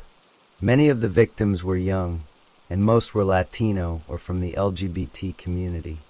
The attack at Pulse was, at that time, the deadliest mass shooting by a single gunman in United States history. It was also the deadliest attack on LGBT people in the country. After Omar was killed, investigators began to piece together what had happened. They searched his house and his computer. They found that he had watched videos of beheadings and other extremist material online. They also looked into his background and his connections. They interviewed his wife, Noor Salman, in California. She was brought back to Florida for questioning. The FBI also interviewed his ex-wife, Sitora Yusufi, and many of his co-workers and acquaintances. They looked into reports that Omar had visited the Pulse nightclub before, and that he might have used gay dating apps. They spoke to dozens of witnesses to try to verify these claims. After Omar Mateen was killed, the scene inside the Pulse nightclub became a massive crime scene. FBI agents, Orlando police officers, and other law enforcement officials began the long process of investigating what had happened. They had to identify the 49 victims and document every piece of evidence. The investigation would last for many months and would involve hundreds of interviews. The FBI immediately started looking into Omar's background, his connections, and his movements before the shooting. They searched his home in Fort Pierce and his computer. On his computer, they found that he had watched many violent videos. These included videos of beheadings and other propaganda from extremist groups. They also confirmed that he had searched online for information about nightclubs in Orlando in the hours before the attack. Agents also worked to verify the 911 calls Omar made during the shooting. In those calls, he had pledged allegiance to the leader of the Islamic State. He mentioned a U.S. airstrike in Iraq that had killed an Islamic State commander. Investigators confirmed that such an airstrike had happened about 6 weeks before the shooting. This helped them understand what Omar claimed was his motivation, even though they continued to investigate other possible reasons for the attack. One major part of the investigation was looking into reports that Omar might have been a closeted gay man. Several people came forward with claims. One man said he had been friends with Omar years earlier, and that they had gone to gay clubs together. Another man said Omar had messaged him on a gay dating app called Jacked for about a year. This man gave his phone to the FBI for analysis. A few other people said they had seen Omar at the Pulse nightclub on multiple occasions in the past, sometimes drinking and acting belligerent. However, as the FBI dug deeper, they found problems with these claims. They conducted over 500 interviews. They examined Omar's cell phone records, his computer history, his emails, and all his online accounts. They worked with a large gay dating network called Adam for Adam, which confirmed that Omar had never used their app. After weeks of investigation, the FBI announced that they had found no credible evidence to support the idea that Omar was gay or that he had used gay dating apps. They found no messages, no photos, and no web searches that backed up the stories from witnesses. Some of the people who made the claims were deemed by investigators to be not credible. The FBI also looked closely at Omar's wife, Noor Salman. They had interviewed her in California shortly after the shooting. During those interviews, she gave them information. She told them she had driven Omar to the Pulse nightclub once so he could look at it. However, when the FBI checked her story against cell phone location data, they found it did not match. The records showed she was not telling the truth about that trip. She also told them that on the night before the shooting, she had warned him not to do anything. She said she knew he had bought ammunition. Despite this, she did not contact police or try to stop him. In January 2017, about 7 months after the shooting, Noor Salman was arrested at her home in California. She was charged by the federal government with aiding and abetting her husband's efforts to provide material support to a terrorist organization. She was also charged with obstruction of justice for allegedly lying to the FBI during their investigation. Prosecutors believed she knew about the attack beforehand and did nothing to stop it. She was held in jail awaiting her trial. While waiting for the trial, Noor Salman's lawyers argued that she was a victim of domestic abuse and that she was not involved in the planning. The trial began in March 2018 in Orlando. The prosecution presented their case, arguing that she knew Omar was planning something violent and that she helped him by going with him to buy ammunition and by not telling anyone. The defense argued that she was a simple woman with a low IQ who was controlled by her husband and that she had no real knowledge of his specific plans. On March 30th, 2018, the jury reached a verdict. They found Noor Salman not guilty on all charges. After the trial, the jury foreman explained their decision. He said the jury felt that while she may have had a vague idea that something bad might happen, the prosecution did not prove beyond a reasonable doubt that she had specific foreknowledge of the attack or that she intended to help Omar carry it out. He also noted that a key interview with the FBI had not been recorded, which made it hard for the jury to know exactly what she had said. After the verdict, Noor Salman was released from custody. Another investigation focused on Omar's employer, the security company G4S. The state of Florida looked into how Omar was able to get and keep his license as an armed security guard. They discovered that the paperwork for his psychological screening contained errors. For years, the company had been using the name of a psychologist who had not actually evaluated him. The state found that between 2006 and 2016, over 1,500 forms had been submitted with this incorrect information. Omar's form was one of them. His screening had actually been reviewed by a different doctor, a family physician, who also happened to be the imam at the mosque Omar attended. In September 2016, the Florida Department of Agriculture fined G4S $151,400 for providing inaccurate information on these forms. As for the victims, the 49 people killed in the shooting were remembered by their families and the community. A permanent memorial was planned near the nightclub to honor them. The Pulse nightclub itself became a place of mourning and remembrance. The 53 people who were wounded had to recover from their physical and emotional injuries. Many survivors and families of the victims struggled with grief and trauma for years afterward. The FBI also concluded its investigation into the shootings. They confirmed that Omar Mateen had acted alone. While he had pledged allegiance to the Islamic State during the attack, the FBI found no evidence that the group had directed him or helped him plan it. They concluded he was a lone wolf attacker who was inspired by extremist propaganda. Finally, the remains of Omar Mateen needed to be buried. His family made arrangements. He was buried in the Muslim cemetery of South Florida, located in Hialeah Gardens near Miami. An autopsy was performed on his body. The report confirmed he was shot 8 times by police officers.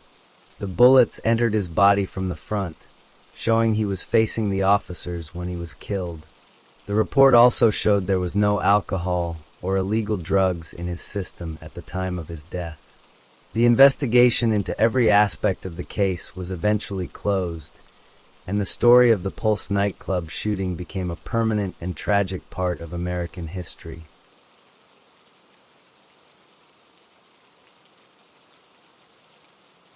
Story 5. Dylan Storm Roof was born on April 3, 1994, in Columbia, South Carolina. His father was Franklin Bennett Roof, a carpenter and building contractor. His mother was Amelia Cowles, a bartender. His parents were divorced at the time he was born, but they got back together for a short period. When Dylan was 5 years old, his father married a woman named Paige Mann.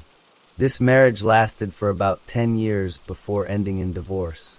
During the marriage, Dylan's father was often verbally mean to his stepmother and would sometimes physically hurt her. The family lived mostly in South Carolina. For a few years, when Dylan was around 11 to 14 years old, the family moved to the Florida Keys. It is not known if he went to school there. As he was growing up, Dylan's stepmother noticed he had some habits that seemed strange. He was very worried about germs and wanted his hair cut in one specific way. When he was in middle school, he began smoking marijuana. Over the course of 9 years, Dylan went to at least 7 different schools in 2 South Carolina counties. He had to repeat the 9th grade. Around 2010, when he was about 16 years old, he stopped going to classes altogether and dropped out of school. After that, he spent most of his time at home playing video games and using drugs. In the years before the main events of this story, Dylan lived in different places. He stayed sometimes at his father's home in Columbia, and sometimes at his mother's home in a different area called Hopkins.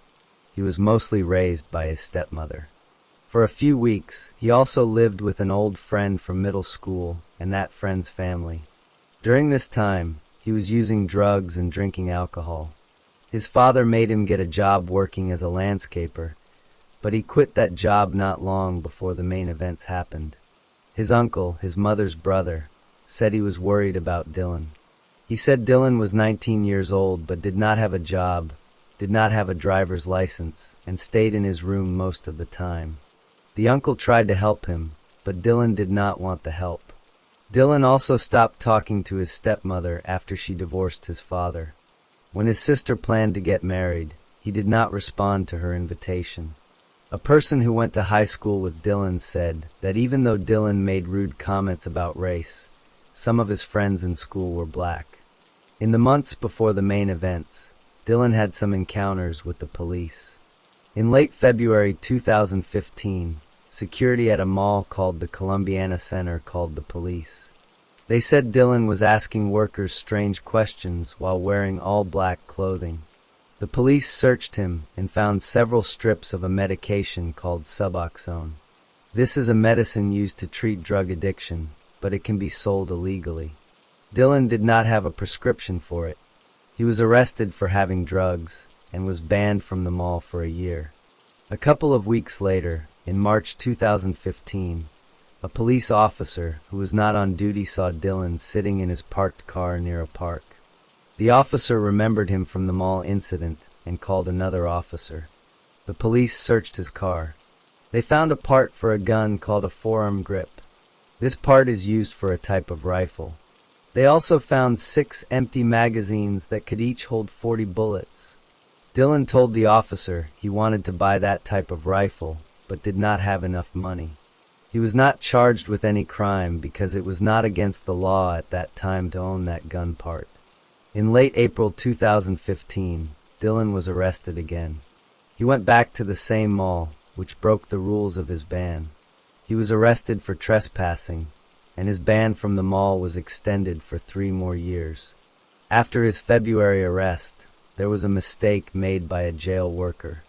The arrest was written down as a more serious crime, a felony, instead of the lesser crime, a misdemeanor, that it really was. Later, an official said that if the paperwork had been correct, it might have stopped Dylan from being able to buy a gun later on. But because of the mistake, the system did not show the correct information. In the months after his last arrest, Dylan Roof spent more and more time thinking about race. He told a friend from his childhood that he was angry about the death of Trayvon Martin, a black teenager who was killed in Florida. He also talked about protests that happened in Baltimore, Maryland, after a black man named Freddie Gray died while in police custody. Dylan often said that black people were taking over the world. He told some friends and people who lived near him that he wanted to kill people. He even talked about a plan to attack a college in Charleston, South Carolina, called the College of Charleston. But the people he told did not believe he would actually do it. Dylan spent a lot of time on the internet. He read about Trayvon Martin and then started searching for information about crimes committed by black people against white people. He found a website called the Council of Conservative Citizens. The website had many stories about black people hurting white people. Reading this changed Dylan's thinking. He believed the news did not report these stories and that he needed to do something about it. He did not join any organized hate groups in person.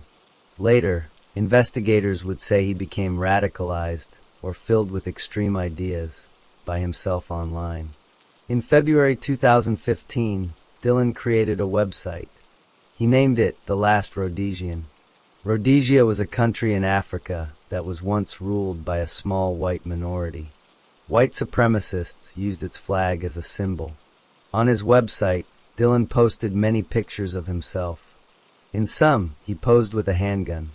In others, he posed with the Confederate battle flag, which is a symbol some people associate with racism. He also posed with symbols used by neo-Nazis, including the numbers 88 and 1488, which have hateful meanings. One photo showed him burning the American flag. Some pictures were taken at his home. Others were taken at places in South Carolina and North Carolina that are connected to the history of slavery, like old plantations and a museum dedicated to the Confederacy. Along with the photos, the website had a long written statement. In this statement, Dylan explained his views on black people, Jewish people, and other groups. He wrote that he chose Charleston for a reason. He said it was a historic city in his state, and that it once had a very high number of black people compared to white people. He said he felt he had to be the one to take action in the real world because other white supremacists only talked on the internet. He repeated that reading about crimes by black people against white people was what changed him. The website was last changed at 4:44 in the afternoon on June 17, 2015. In the update, Dylan wrote that he was in a great hurry. Dylan also needed a weapon. He used money he got for his birthday to buy a gun. He bought a .45 caliber handgun from a store in West Columbia, South Carolina. He was able to buy it because of the mistake made on his arrest record months earlier. When the store did the required background check, the system did not show his arrest correctly, so the sale was allowed to go through. About a week before he used the gun, Dylan told two of his friends that he was going to kill people. The friends were scared and took the gun. They hid it in the trailer where one of them lived. But the girlfriend of that friend did not want the gun in her home. Her boyfriend was on probation, which is a type of supervision by the court, and having a gun would be a serious problem for him. Because of this, the friends gave the gun back to Dylan. Dylan had first planned to attack the College of Charleston. He thought there would be many black students there, but when he looked at the college, he saw there was security, and he believed he could not get inside. So he chose a different target. He found a church with a long and important history for black people in America. It was the Emmanuel African Methodist Episcopal Church in downtown Charleston. It is one of the oldest black churches in the South. On the evening of June 17, 2015, Dylan Roof drove to this church. He was 21 years old. He walked inside and joined a group of people who were there for a Bible study class. They were all black. The group welcomed him, and he sat with them for almost an hour. They prayed and studied the Bible together. Later, Dylan would tell investigators that the people in the group were so nice to him that he almost changed his mind and left. But he did not leave. At about 9 p.m., Dylan stood up. He later said he made a quick, rude statement about race. Then, he pulled out his handgun and started shooting. He shot at the people in the room many times. He reloaded his gun 5 times. When he was finished, 9 people were dead. They were Clementa Pinckney, who was the church's pastor and also a state senator, Cynthia Hurd, Susie Jackson, Ethel Lance, DePayne Middleton Doctor, Tawanza Sanders, Daniel Simmons, Sharonda Coleman Singleton, and Myra Thompson. A 10th person was shot, but survived by playing dead. After the shooting, Dillon walked out of the church. He got into his car, a black Hyundai Elantra, and drove away. The police were called, and soon they were looking for a young white man with a distinctive haircut. Pictures of him from the church's security cameras were shown on news reports all over the country. Later that night and into the next morning, Dillon drove north. He later said he was trying to get to Nashville, Tennessee. As he drove, people who saw the news were looking for him. In the days right after the shooting, the website Dillon had created became public. People found it, and officials later confirmed it was his. Many white supremacist groups and leaders spoke about what Dillon had done. Some, like the leader of the Council of Conservative Citizens, said Dillon had some fair points about crime, even if they did not support his actions. The leader of a group called the Northwest Front said the attack was a preview of things to come. The editor of a neo-Nazi website said killing innocent people, especially elderly women, was a crazy act, even though he agreed with some of Dillon's ideas. On the morning of June 18, 2015, the day after the shooting, a woman named Debbie Dills was driving on a highway in North Carolina. She was near the city of Gastonia. She saw a black Hyundai Elantra with South Carolina license plates. On the news, she had seen pictures of the suspect's car and his face. She noticed the car had a bumper sticker with the Confederate flag. She got closer and saw the driver. She recognized his face and his haircut from the news. She was nervous but sure it was him. Debbie Dills called her boss, who then contacted the police.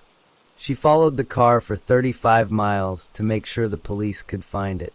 Because of her tip, police stopped the car in the town of Shelby, North Carolina. They arrested Dillon Roof without any trouble. Inside the car, they found a .45 caliber handgun. Dillon's older half-sister had also seen his picture on the news and called the police to report him. After his arrest, agents from the Federal Bureau of Investigation, or FBI, questioned him. Dillon confessed to the shooting. He told them he did it because he wanted to start a race war. He said he had been planning the attack for about 6 months. He had researched the church and chose it because of its important role in African American history. When the agents told him that 9 people had died, he was surprised. He said he felt bad because he thought the number was lower. Dillon was taken back to a jail in South Carolina. He was charged with 9 counts of murder and 1 count of having a gun during a violent crime. Later, he was also charged with 3 counts of attempted murder for the 3 people who survived. At a court hearing the day after his arrest, family members of the victims and some of the survivors spoke to him directly. They told him they forgave him and were praying for his soul. While he was in the county jail, Dillon wrote letters and made notes. Investigators found a list he had made of churches and possible victims. They also found other writings in his car and in his jail cell. Later, in August 2016, a man named Dwayne Stafford, who was in the same jail, was able to get to Dillon's cell when the officers guarding him were not there. He beat Dillon, causing bruises. Dillon did not want to press charges against him. On December 7, 2016, Dillon's trial in federal court began. The jury was made up of 12 people. During the trial, a video of Dillon's confession was shown. In it, he admitted to the killings and chuckled. The jury saw the evidence from his website and heard about his plans. After only about 2 hours of discussion, on December 15, 2016, the jury found him guilty on all 33 federal charges. These included hate crimes, and using a gun to commit murder. The next part of the trial was to decide his punishment. Dylan did not want his lawyers to speak for him. He wanted to represent himself. He did not want them to present evidence that he had mental health problems because he felt it would ruin his reputation. The judge had him evaluated by psychiatrists who said he was mentally competent to stand trial, even though he had conditions like social anxiety and possible autism. The judge allowed Dylan to represent himself during the punishment phase. Dylan did not call any witnesses or present any evidence to try to save his own life. On January 10, 2017, the jury recommended the death sentence. The next day, the judge formally sentenced Dylan Roof to death for the federal crimes. After the federal trial, Dylan still faced charges in the state of South Carolina for the same murders. To avoid a second death sentence, his lawyers made an agreement. On April 10, 2017, Dylan pleaded guilty to 9 state charges of murder. In return, he was sentenced to life in prison without the possibility of parole. This meant that even if his federal death sentence was ever changed, he would still spend the rest of his life in prison. He was then taken to a federal prison in Terre Haute, Indiana. This prison has the death row for men convicted of federal crimes. Dylan's lawyers tried to appeal his federal death sentence. They argued that he was too mentally ill to represent himself during the trial. In August 2021, a panel of federal judges rejected this appeal and upheld the death sentence. They said his crimes were so horrible that the death penalty was the right punishment. His lawyers then asked the Supreme Court of the United States to hear his case, but in October 2022, the Supreme Court refused, meaning the death sentence stands. Years after the shooting, the families of the victims and the survivors continued to seek a form of justice. Because of the mistake in the FBI's background check system that allowed Dylan to buy the gun, they sued the federal government. After a long legal process, in October 2021, it was announced that the government would pay $88 million to the families and survivors. The government agreed to the payment, but did not admit that it was legally at fault for the mistake. This settlement was a final, separate part of the long story, providing some form of resolution for those most deeply affected by the crime.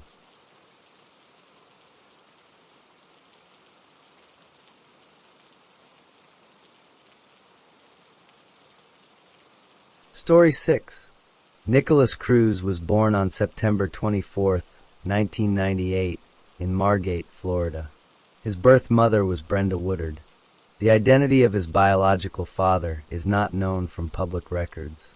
Right after he was born, Nicholas was placed in an orphanage. He did not stay there long. A couple named Roger and Linda Cruz adopted him and took him home. Nicholas grew up in Parkland, Florida, with his new family. His adoptive father, Roger, was much older. Roger Cruz passed away in August 2004, when Nicholas was only 5 years old. After that, Nicholas was raised by his adoptive mother, Linda. He also had a half-brother in the home, Zachary, who was also adopted by the Cruz family. From a very young age, Nicholas had problems. His behavior was difficult even in preschool. As he got older, he was diagnosed with mental health conditions, including attention deficit hyperactivity disorder, ADHD, and oppositional defiant disorder, ODD.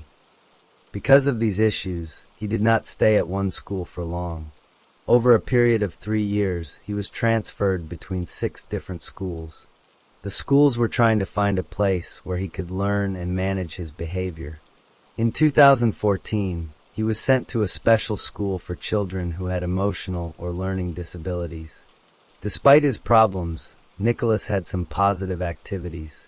He joined the Junior Reserve Officers Training Corps, which is a military-style program for high school students. He did well in it, earning awards for his grades. He was even a member of his school's varsity air rifle team, where he learned to shoot. However, his troubling behavior continued. There were reports that he made threats against other students. In February 2016, an anonymous person called the police with a tip that Nicholas had threatened to shoot up a school. Later that same year, in September, a very serious incident happened. Nicholas posted pictures on the social media app Snapchat that showed he had cut his arms. He also wrote that he planned to buy a gun. A counselor at his school saw this and reported it. A school resource officer, who was a sheriff's deputy, and 2 school counselors all agreed that Nicholas needed to be mentally evaluated. This would have been done under a Florida law called the Baker Act, which allows for a person to be held for mental examination against their will. But when they tried to have him admitted to a mental health facility, the facility did not keep him. State investigators later looked into the case and decided he was at low risk of hurting himself or others. Around this same time, in September 2016, Nicholas also posted things online that worried people. He showed an interest in mass shootings and the people who carried them out. He looked up information about them on the internet and watched documentaries about them. His behavior at school led to more problems. After returning to Marjorie Stoneman Douglas High School, he was eventually expelled in 2017 for breaking school rules. The school had even sent emails to teachers warning them that Nicholas had made threats against other students. He was also banned from wearing a backpack on school property. Because the school system could not completely expel him, he was moved to another school. Outside of school, his online life became darker. He had social media accounts where he posted pictures of himself with guns and knives. He also used social media to express hateful views. He was racist, anti-Semitic, and homophobic. In private online group chats, he would use hateful slurs and talk about the guns he owned. At one point, he wrote in a chat, "I think I am going to kill people." When someone questioned him, he said he was only joking. In February 2017, when he was 18 years old, Nicholas did something that was completely legal at the time. He went to a gun store in Coral Springs, Florida, passed a required background check, and bought an AR-15 style semi-automatic rifle. This was a powerful weapon. He already owned other guns, including a shotgun and some other rifles. In September 2017, a comment was posted on a YouTube video. The username on the comment was Nicholas Cruz. The comment read, "I'm going to be a professional school shooter." The person who had uploaded the video saw the comment and reported it to the Federal Bureau of Investigation, or FBI. The FBI looked into it, but could not find the person who made the comment. A few months later, in November 2017, Nicholas's life changed again. His adoptive mother, Linda Cruz, died. He was now fully orphaned. Because he was 19 years old and his mother was gone, he went to live with relatives and family friends. In early January 2018, less than 2 months before the shooting, the FBI received another tip. This time, the call came from a person who knew Nicholas personally. The caller told the FBI about Nicholas's guns, his desire to kill people, his strange behavior, and his disturbing social media posts. The caller even said he might carry out a school shooting. This information was supposed to be sent to the FBI's field office in Miami for further investigation. However, the person who took the call did not follow the correct procedure, and the warning was never passed on. Now an orphan, living with others, and owning multiple firearms, Nicholas was no longer in high school. He was working on getting his GED, which is an alternative to a high school diploma, and had a job at a local Dollar Tree store. On the morning of February 14th, 2018, Nicholas Cruz took an Uber ride to a location near his old school, Marjorie Stoneman Douglas High School in Parkland, Florida. He was carrying a black duffel bag. Inside the bag was the AR-15 style semi-automatic rifle he had bought legally the year before, along with several loaded magazines. He also had a gas mask with him. He arrived at the school at about 2:19 in the afternoon. School was still in session, and students were in their classrooms. Cruz walked toward a three-story building on the campus called the 1200 Building.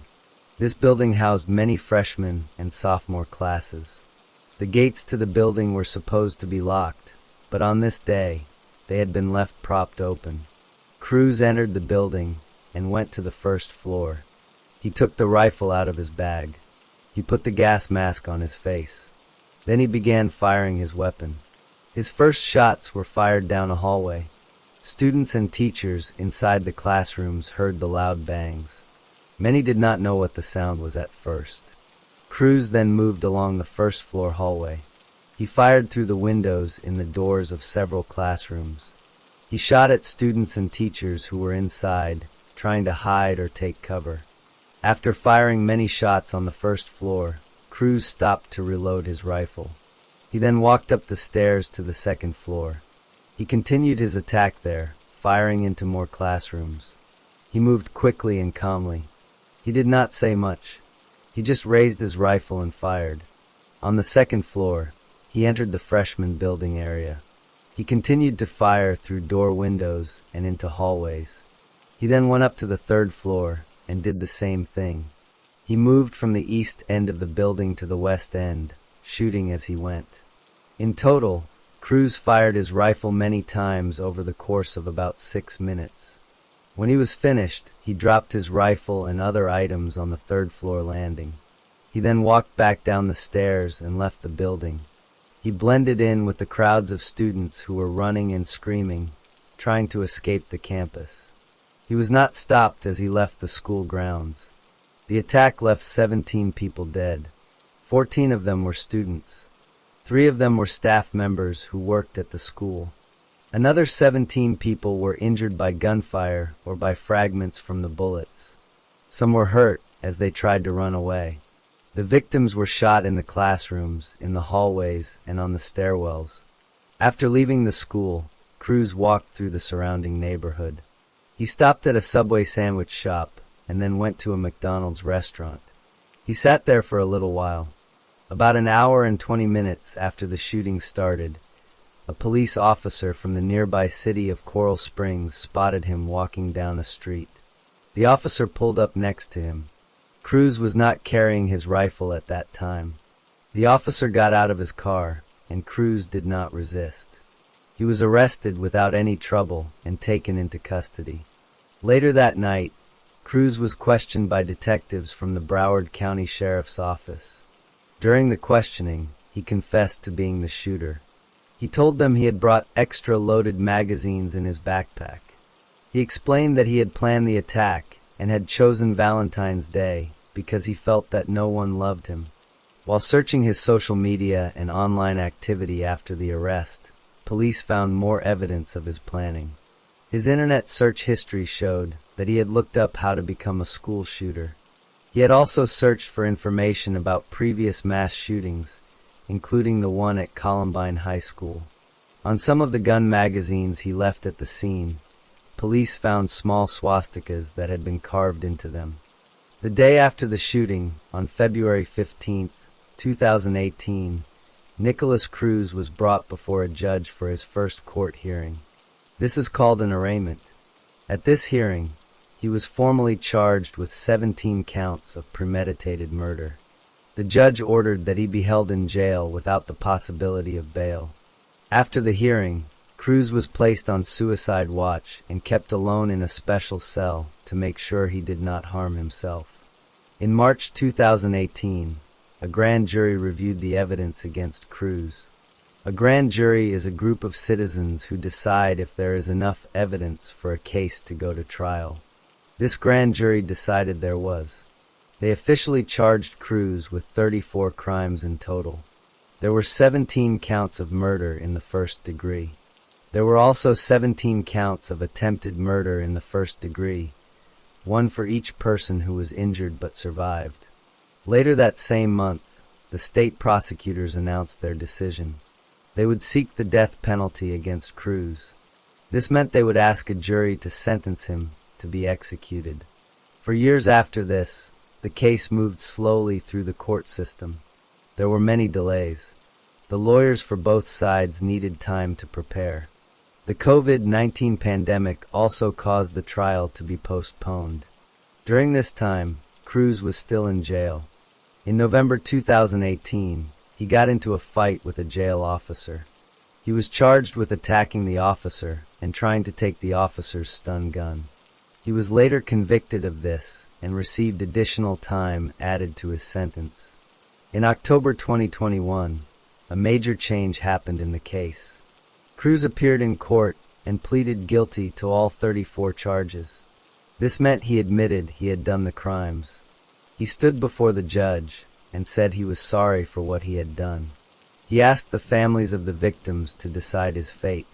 Because he pleaded guilty, there was no need for a trial to decide if he was guilty. Instead, the court would now have a trial to decide only his punishment, life in prison or the death penalty. This penalty trial began in July 2022 and lasted for about 3 months. It was held in front of a jury of 12 people. The job of the jury was to listen to all the evidence and then decide what the punishment should be. To sentence someone to death in Florida, the jury had to be unanimous. This means all 12 jurors had to agree on death. The prosecutors went first. They presented evidence to show how terrible the crime was. They showed the jury Cruz's internet search history from before the shooting. He had looked up things like how to become a school shooter and had searched for information about the Columbine shooting. They also showed that he had searched for violent and hateful material. They argued that the crime was planned, cold, and cruel, and that he deserved the ultimate punishment. The defense lawyers then presented their case. They did not try to say Cruz was innocent. They argued that his life should be spared. They brought in experts who testified about Cruz's brain. These experts said that Cruz's birth mother had used drugs and alcohol while she was pregnant. They said this caused brain damage and disabilities in Cruz. They also argued that the school system and the state had failed to get him the help he needed when he was a child. They said these things should be considered reasons to give him life in prison instead of death. The prosecution later brought their own expert to disagree. This expert said that Cruz had faked some of his mental health problems during evaluations. This expert diagnosed Cruz with antisocial personality disorder and borderline personality disorder. On October 13, 2022, the jury gave their recommendation. They decided that Cruz should be sentenced to life in prison without the possibility of parole. This meant he would spend the rest of his life in jail and never be released. The jury agreed that the crime was horrible and that there were reasons to give him death. But they were not all in agreement. The vote was not unanimous. Because of this, the law required the sentence to be life in prison. Many of the family members of the victims were in the courtroom when the decision was read. They were angry and upset. They had wanted the jury to vote for the death penalty. In the weeks that followed, they were given the chance to speak in court. One by one, they stood before the judge and told Cruz how his actions had destroyed their lives. They called him cruel and heartless. Some parents spoke about the children they would never see graduate or get married. Others spoke about the pain they felt every day. On November 2nd, 2022, the judge formally sentenced Nicholas Cruz. She sentenced him to 34 consecutive life sentences in prison. This meant he would serve 1 life sentence for each person he murdered and 1 life sentence for each person he tried to murder. The sentences would run one after another. There is no chance for him to ever be released on parole. After the criminal case ended, there were still civil matters to deal with. In June 2025, Cruz agreed to settle a lawsuit that had been filed by one of the surviving victims. This victim, Anthony Borges, was seriously wounded in the shooting. As part of the settlement, Cruz gave Borges the rights to his name and likeness. This means that Cruz cannot agree to any interviews, book deals, or movie deals without Borges's permission. The goal was to take away any chance for Cruz to profit from his crimes or to gain attention from behind bars. Cruz also agreed that after his death, his brain would be donated to science for study. Nicholas Cruz is now imprisoned for life and the 17 people he killed will never return.